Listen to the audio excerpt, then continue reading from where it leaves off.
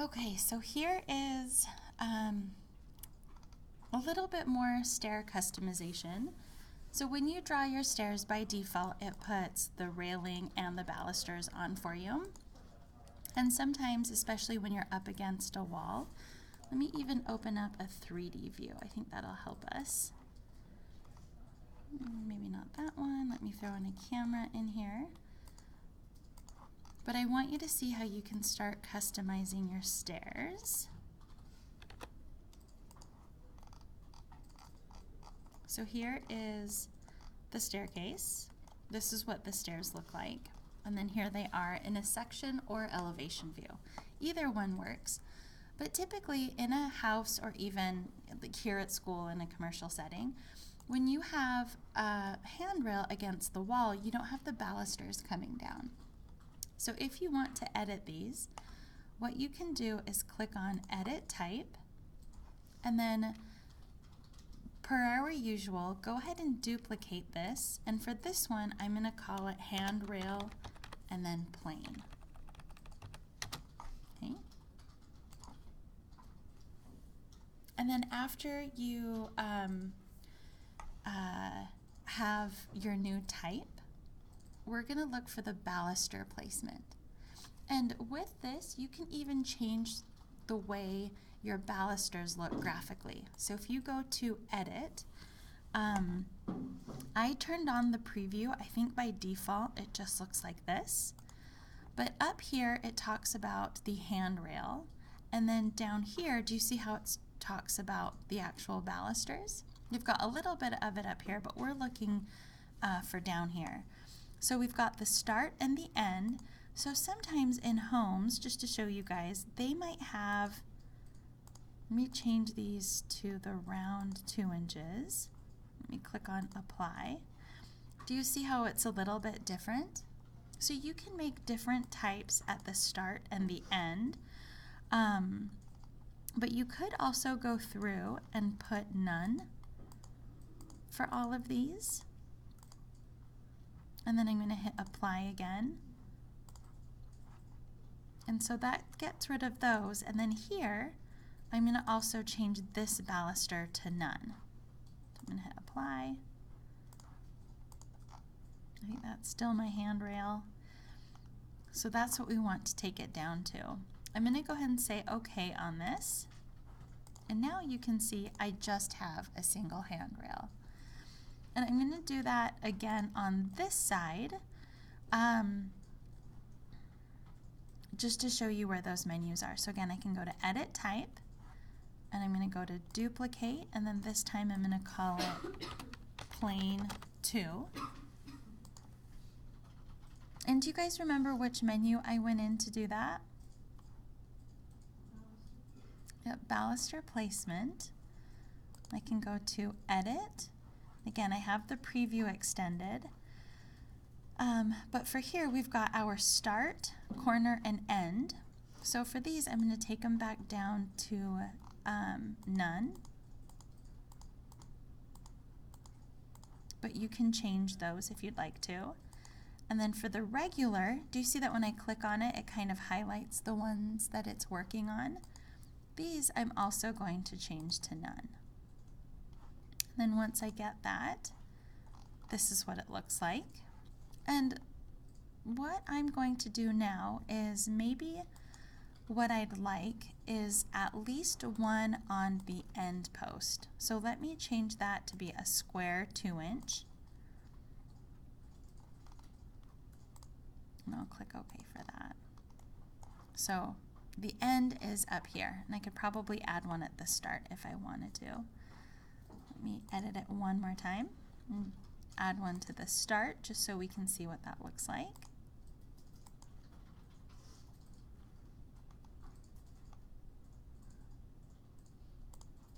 Same square, and that's what I have. I'll have to play with the extensions in just a bit, but for now I'm going to keep it plain like this. And the next part of what I'm going to do is I'm going to start drawing a wall, essentially a half height wall. It could go right underneath this, but I can show you how the wall can start to follow your stairs, similar to what you might have at home. So to start off, I'm going to go to my plan view and draw a wall that goes up to my second floor. A generic 4-inch is great. So again, second floor.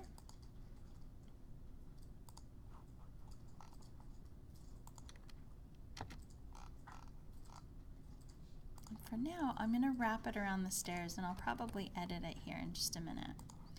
So this is typically what you get when you add in a wall. And to change this profile, I'm going to use my mouse.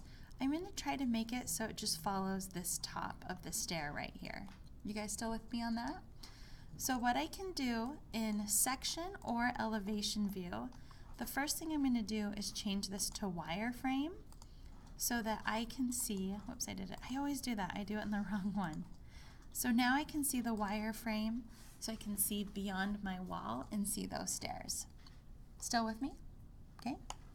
Now the new button that I'm going to show you is this one right here called Edit Profile. It changes the shape of selected wall or opening. And just seeing this little preview, do you guys get an idea of what Revit is about to ask me to do? It's going to have me sketch the shape of the wall. So by default, it draws it from the floor, straight up parallel to the ceiling or wherever. But when I go to Edit Profile, I'm going to click on that button. Does this look familiar? Okay, we're in sketch mode. So what I can do now is I can grab this line and I can delete it, or I can take it and drag it so it matches the top of the stair. I'm going to remove those constraints. I didn't do a great job with that. There we go. And then tell me what command I can use to fix the corners. Yep, TR. So I'm going to go TR and fix these two corners. And I can kind of see the preview here. I think that looks okay. Let me check it out. So that's what the wall looks like. There's a few things we can do from here. But before I do those things, did it make sense how I got that wall? By clicking on Edit Profile. Maybe. Let me go back in here. Where are you all? Yep. Edit Profile. If you don't like it, do you see Reset Profile? That's kind of like saying, just kidding, I don't like what I drew. And it removes the sketch. So I'm actually going to bring that back. But what I'd like to do is, let's say you want this to come up a little bit higher. Maybe you don't want it right where the stair framing is. I'm going to go back to Edit Profile, and you can even use the Offset command to offset this however high up you want it to be. Like you could even use this wall to come all the way up to where your railing would be. So for example, I could even make it a 3-foot offset. And then I'm going to do another trim.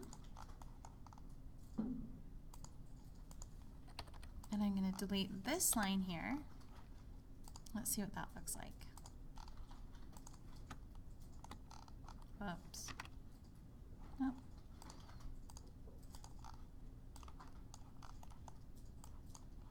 Oh, the 3D view just got really bad. Let's ditch that one.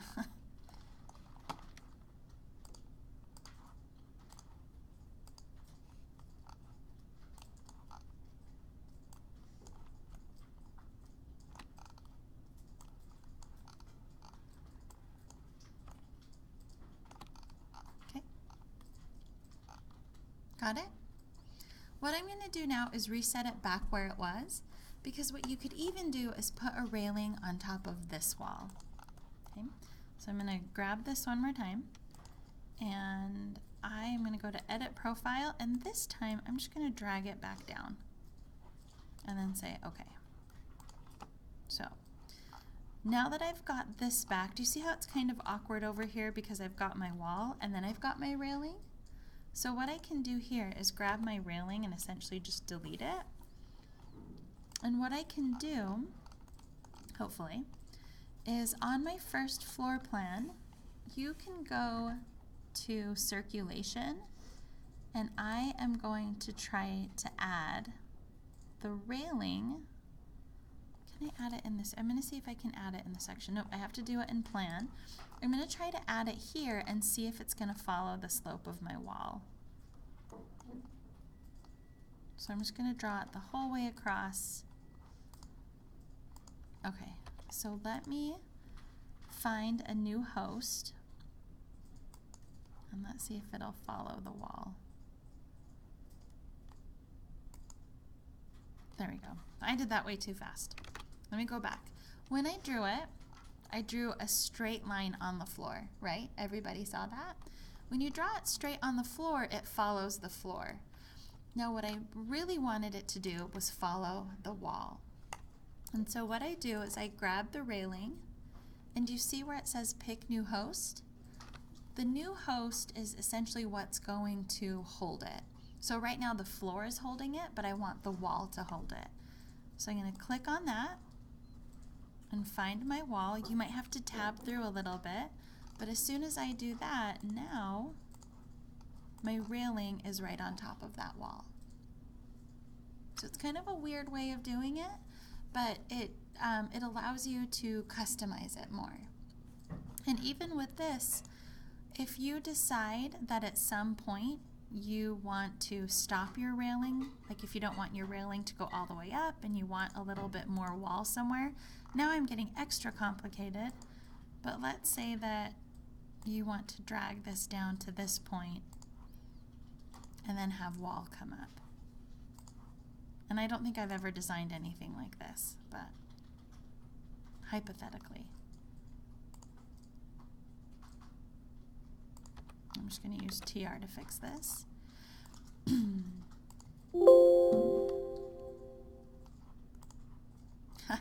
Oh, do you see what the railing did? Oh, it's so helpful. But I'm going to click on Edit Path for the railing. I have to do this in my first floor plan. And then from here, a reference plane would actually help me quite a bit.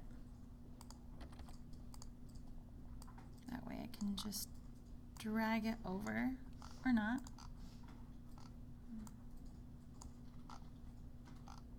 There we go.